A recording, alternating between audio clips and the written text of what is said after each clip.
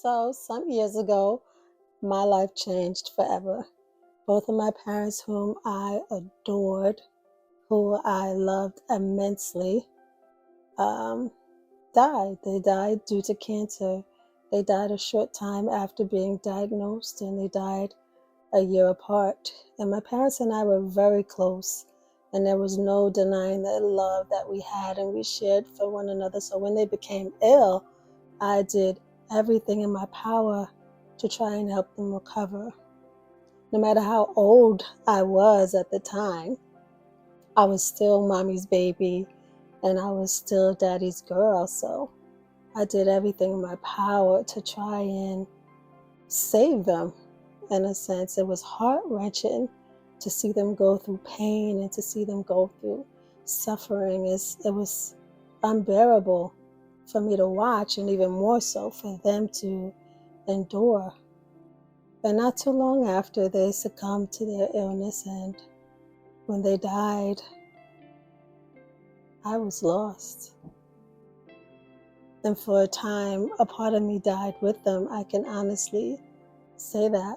And I'm sure many people share that same sentiment, those that are grievers. So in those moments, I felt as if the world had crumbled, fall apart, left me. I was on earth alone, lost. Like, I often question, even now to this day, like, how did I even get through those moments? How am I even still standing? How did I not lose my mind? But as time went on, I discovered there's a wellspring of resilience within me. Like, I refused to die and I refused to give up. Why? Because my parents wouldn't give up on me. The loss of my parents transformed me in ways that was never imagined for myself. And to my surprise, the transformation I wholeheartedly embrace at this time in my life. So gradually, I stepped out of my comfort zone, challenging myself to do things that pushed the envelope, pushed what was my normal so-called character, and it brought growth into my life. And I realized that I had a choice to either let grief consume me, keep me bound and under the covers, or transform my life and use it as a powerful, positive change. And of course, I chose the latter. I chose to use grief as my power.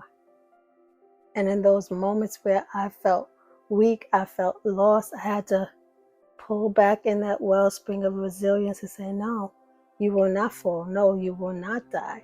No, you will not give up, because there is purpose within you to fulfill.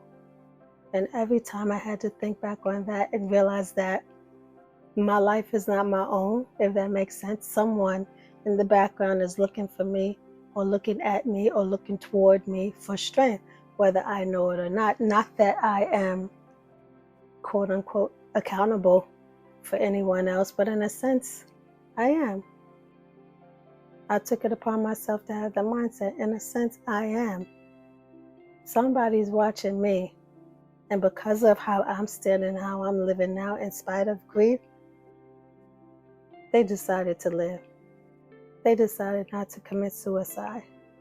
So some of the things that I did to push the envelope and things that were out of my comfort zone and things that helped me was to do grief therapy, to share my pain with a group of people that were like-minded, that were going through grief themselves.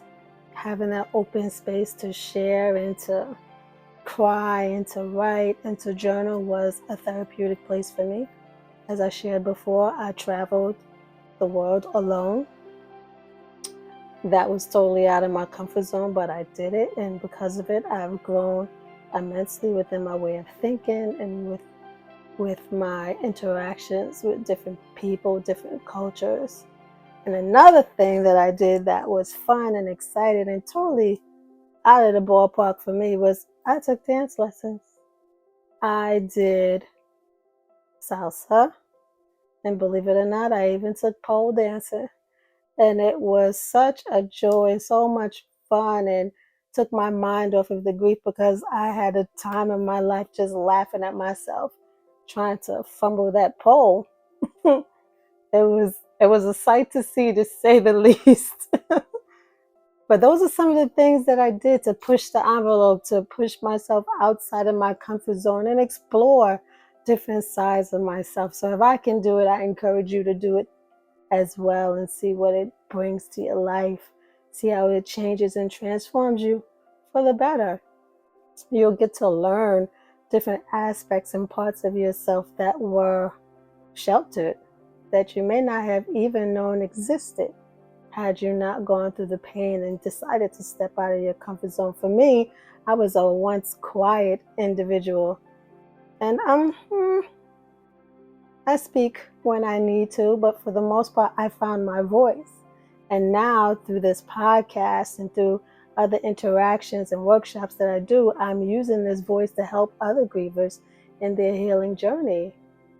You see, as grievers, it's easy for us to retreat. It's easy for us to stay under the covers. And we might believe that all of our joy, all of our happiness, all of our strength is gone when our loved ones die and pass on. But that's not so.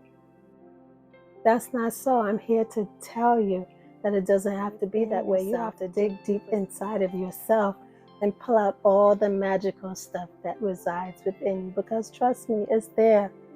And let pain be the fuel for you to dig it out. Let pain be your fuel for you to discover you. Instead of succumbing to being complacent and being stagnant, we can take our sadness and turn it into something magical. We can take our sadness and turn it into something beautiful and learn different aspects of ourselves. I promise you, once you do that, you'll never be the same, and you won't regret it either.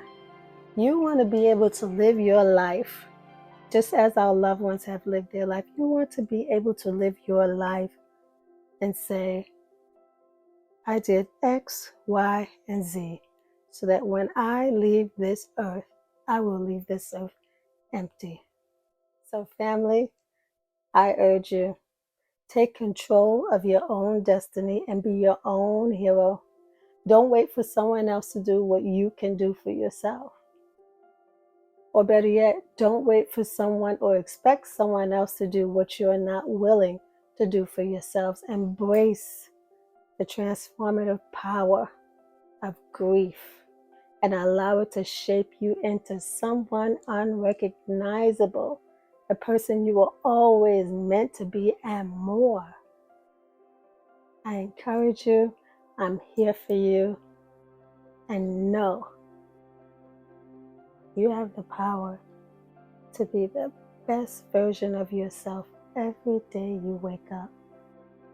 Choose you, choose strength, choose growth, and use that pain that you have and fuel it into something beautiful, because you too are magical.